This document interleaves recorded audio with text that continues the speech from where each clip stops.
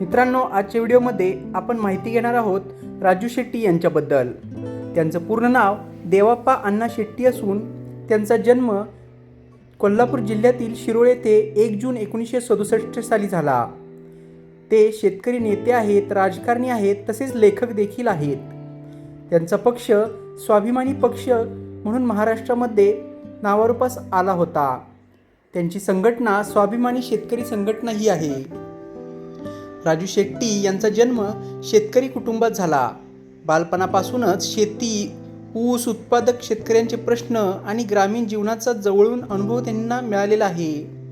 त्यांचे शालेय शिक्षण सांगली जिल्ह्यातील बागणी येथील हायस्कूलमध्ये झाले.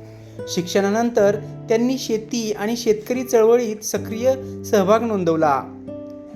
त्यांच्या वडिलांचं नाव अण्णा शेट्टी तर आईचं नाव रत्नाबाई शेट्टी होतं. त्यांचं कुटुंब हे मूळचं जैन समाजातील असून शेती हा त्यांचा प्रमुख व्यवसाय होता.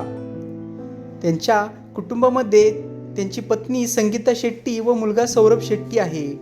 सार्वजनिक स्रोतांमध्ये त्यांच्या इतर कुटुंबियांविषयी मर्यादित माहिती उपलब्ध असल्यामुळे ती देता येत नाही. सुरुवातीला शेतकरी संघटनांमध्ये त्यांनी कार्य केले. मतभेदानंतर स्वाभिमानी शेतकरी संघटना स्थापन केली. 2001 मध्ये कोल्हापूर जिल्हा परिषद सदस्य, 2004 मध्ये शिरोळ विधानसभा मतदारसंघातून अपक्ष आमदार, त्यानंतर स्वाभिमानी पक्ष स्थापन, 2009 मध्ये हातकणंगले लोकसभा मतदारसंघातून थेट खासदारकी निवडून आले, तर 2014 मध्ये ते पुन्हा खासदार म्हणून देखील निवडून आले.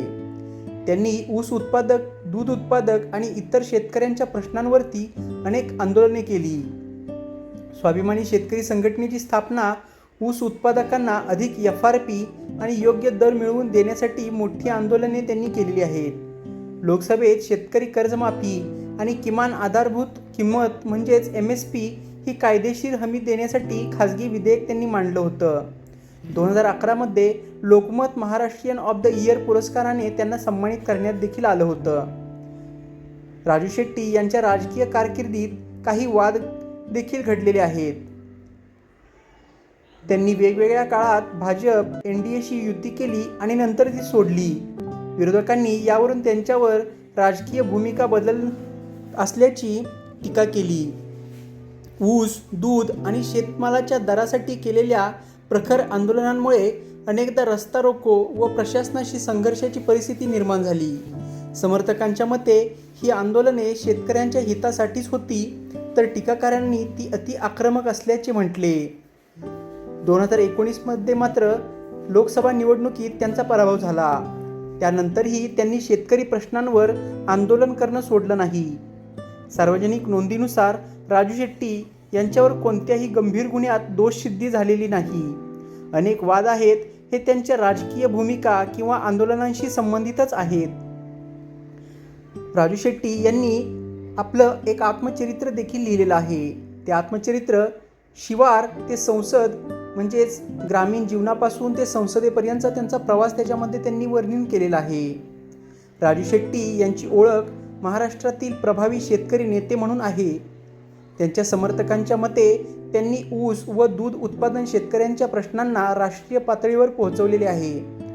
दुसरीकडे विरोधक त्यांच्यावर बदलत्या राजकीय भूमिका आणि आक्रमक आंदोलनांच्या शैलीबद्दल टीका करत असतात. त्यामुळे ते महाराष्ट्राच्या राजकारणात नेहमीच चर्चेत राहिलेले नेते आहेत. तर मित्रांनो, ही होती राजू शेट्टी यांच्याबद्दलची माहिती. तुमचं त्यांच्याबद्दल काय मत आहे हे कमेंट बॉक्समध्ये लिहा. सोबतच व्हिडिओ आवडला असेल तर व्हिडिओला लाईक करा, शेअर करा व आपल्या मराठी YouTube चॅनलला सबस्क्राईब करायचं बिलकुल विसरू नका. लवकरच भेटू पुन्हा एकदा अशाच नवनवीन इंटरेस्टिंग आणि इन्फॉर्मेटिव्ह व्हिडिओसोबत. तोपर्यंत स्वतःची काळजी घ्या. जय हिंद, जय महाराष्ट्र, जय जिजाऊ, जय शिवराय.